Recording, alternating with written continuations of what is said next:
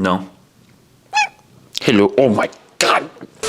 What's up, Tweeners? Welcome back to another Tweener tennis video today here on the... We have ATP Tour title winner, multiple challenger title winner, doubles specialist, Julian Cash. We've been sitting on this interview for a while, but since we are coming up to the March Madness of college tennis in May and being hosted by the Oklahoma State University, as an alumni, I wanted to put this interview out soon. So we've been sitting on this one for a while. So I do hope you guys do enjoyed this interview with Julian. It was a lot of fun getting to know him, getting to know his past. And while we did this back in 2023, we wanted to bring it to you now because it was a lot of fun talking to him and understanding his process of going from primary singles to transitioning over to doubles and having an amazing success on the doubles tour. Make sure to go show Julian some love down in the comments below. Go follow him on his Instagram as well. Before we start this interview, make sure you guys are subscribed. Over 85% of you are not even subscribed to the channel, and a lot of you keep coming back to watch these videos, so why not stay even longer? We're trying to hit 6,000 subscribers by the end of the year. Make sure you are subscribed, leave a like, and make sure to leave a comment down below. Now enjoy our interview with ATP Tour title winner, multiple challenger title winner, Oklahoma State alumni, Julian Cash. Julian, thank you so much for joining us today. It's been a whirlwind of trying to get everything together, but I appreciate you joining us in for the channel today. Thank you. Absolutely. Thanks for having me. Appreciate it. No, absolutely. And while we first touched base, you were currently playing a challenger tournament. I believe it was in Brest, and you won that tournament. So congratulations. Yeah, thank you very much. That's your third challenger tour title this year, third or fourth? Yeah, I think third's about right. Third. Yeah. Three. Third. Yeah. And three challenges. so, and each one has been with a different partner. I know you won this one with a different partner than you had with the last one. I know you won one with Galloway, correct? Yeah, that's correct. We won in Moulerion about a month ago. Okay. And this week was with Yuki Bambry, yeah, Indian guy, and which was good fun. And the first one was with, it's slipping my First mind. one was still when I was playing with Henry, so that was back in, that was early. Where was that? Back in Sarasota, actually. Yeah. Clay. And for you to kind of diving right into it, when you find different partners to play with, how do you adjust so quickly to developing a relationship with a partner? I think I've been quite lucky in that sense that when I first came onto the doubles scene, like I was set with Henry. So when I was first starting out, and to be honest, even building a little bit of my identity on the doubles court, I was kind of set with someone. So I think that helped a lot. Like I wasn't trying to make relationships with other people while figuring my own stuff out. And then it's only really since the grass, Henry got injured.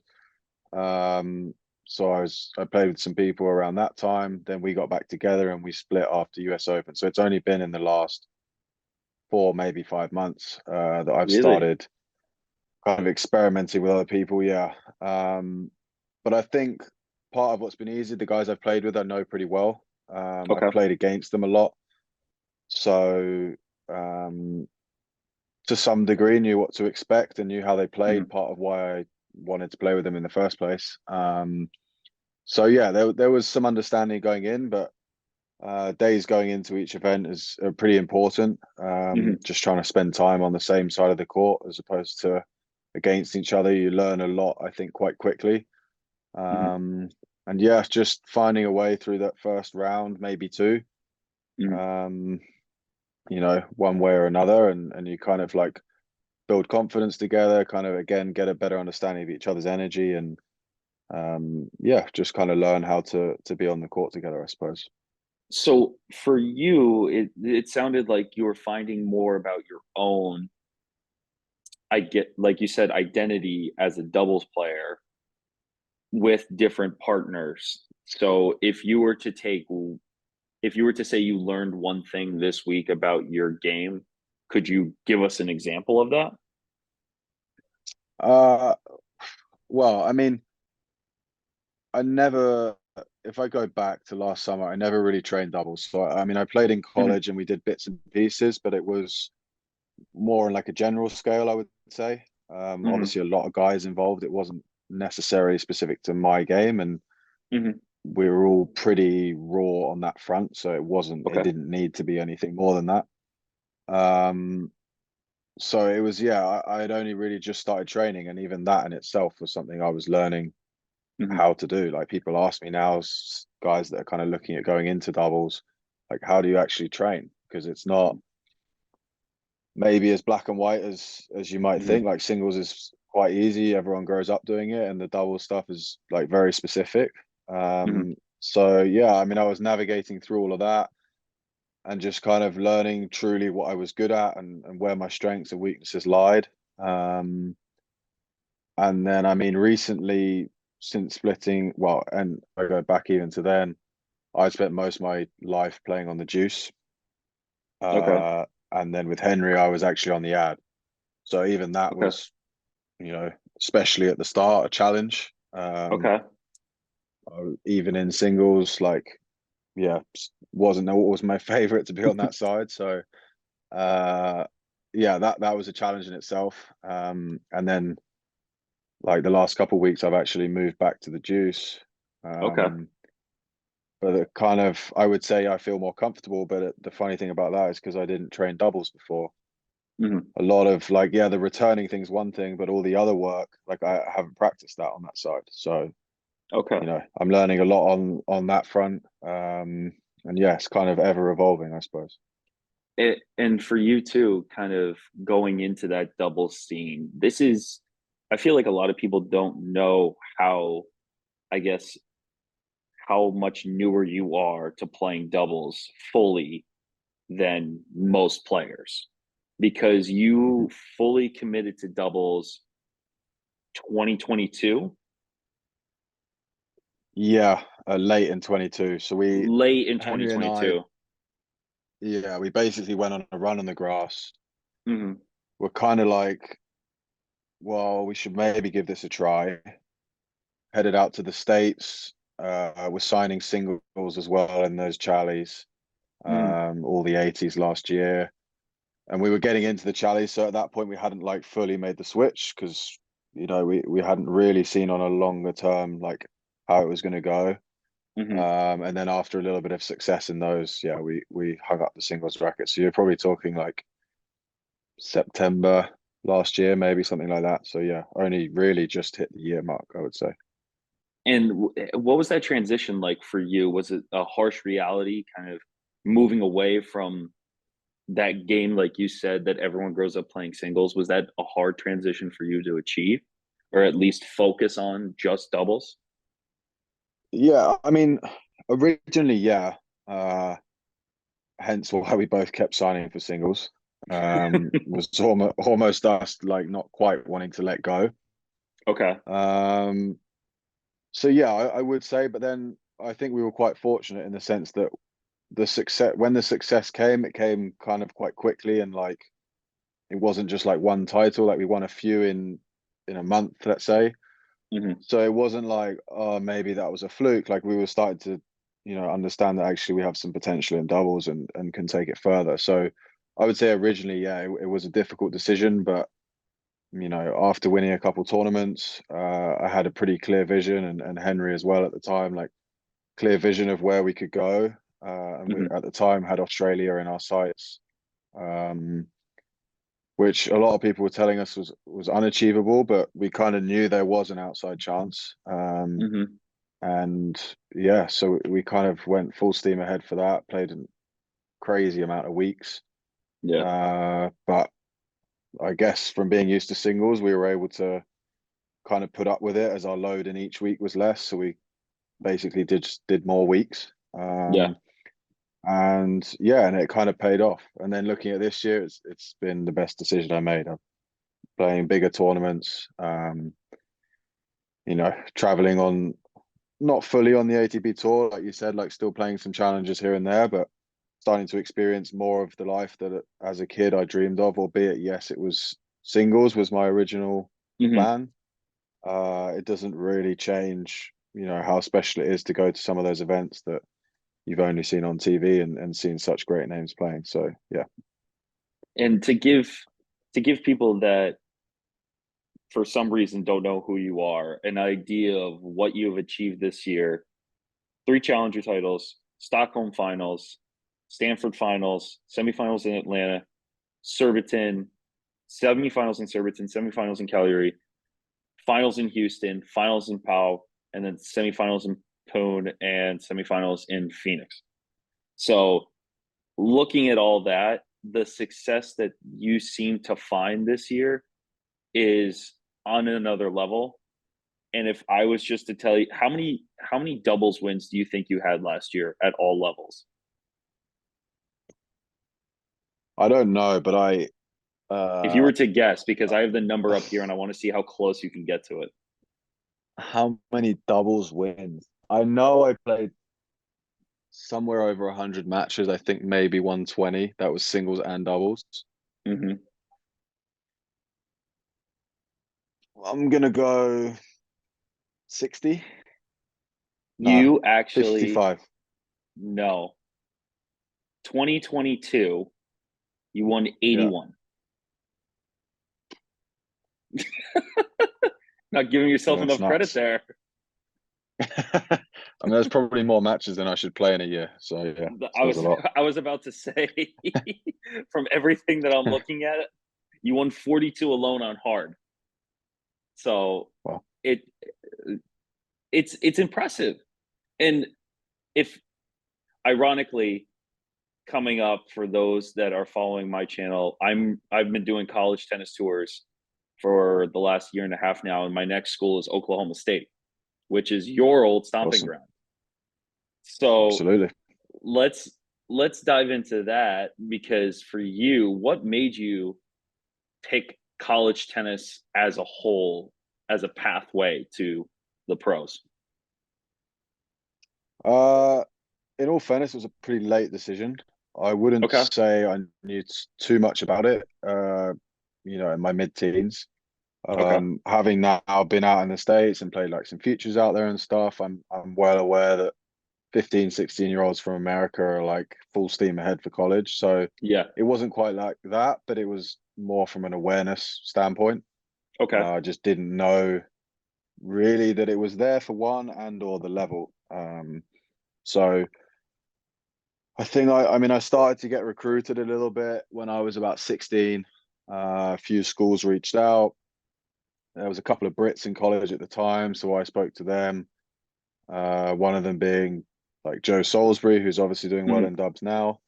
Yep. Um, and yeah, I spoke to a few other Brits. And like along with that, a couple of them graduated around that time too. So I could see them going onto the Futures Tour and see that actually like they were putting up a pretty good level. So it's kind of a combination of all of that. I also think I probably wasn't ready to go on tour. Okay. Um, 18 is pretty young. I think if you've been on a pathway that's like tennis, tennis, tennis, and you've got a full team around you and you've got the money to do that, potentially you're in a different headspace. But that wasn't my way through juniors. I was in full-time education the whole time. Hmm. um, like I was fortunate enough to have like individual lessons and stuff, but I didn't have, I would say, like a team around me. I Hmm. look at guys like Rune, whatever, or Yeah. Alcaraz. Like I feel like since they've been 12, they've had arguably like top 10 support. So Yeah. understandable that 18, 19, they're kind of in a mental space to go and do what they're doing. Hmm.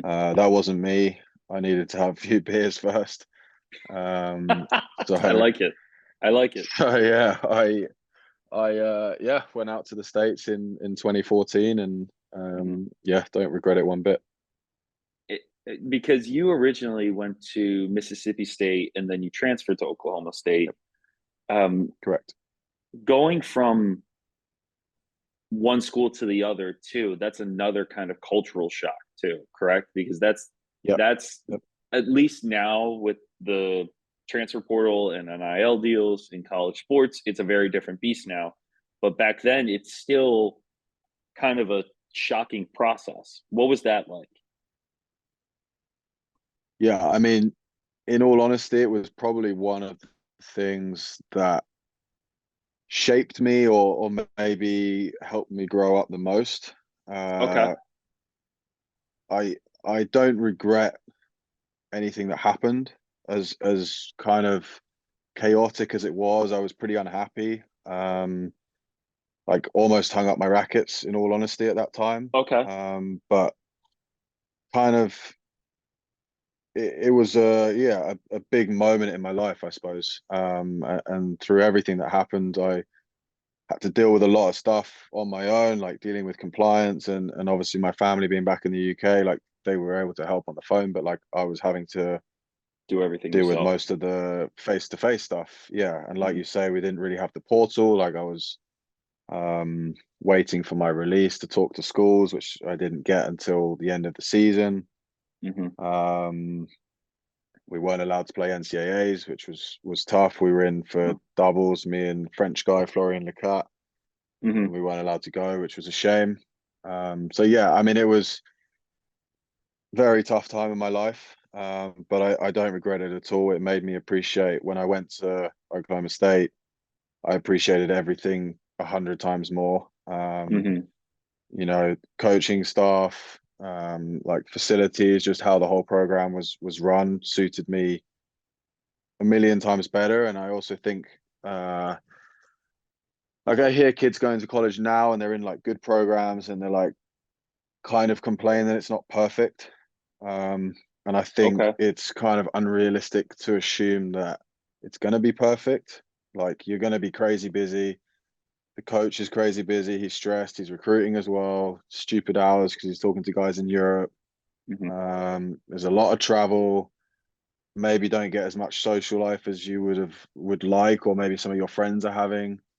You know, it's an intense environment, and I don't think it's easy for a coach, for example, to run a program that's going to have 8, 10 guys going, oh, well, that was perfect. You know, there's Yeah. always going to be stuff going on. So I found that after transferring, I was able to deal with that stuff quite easily because I was like, well, actually, for me, this is a dream compared. So quite easy to suck those small things up, and you know, I was able to really appreciate where I was and everyone around me.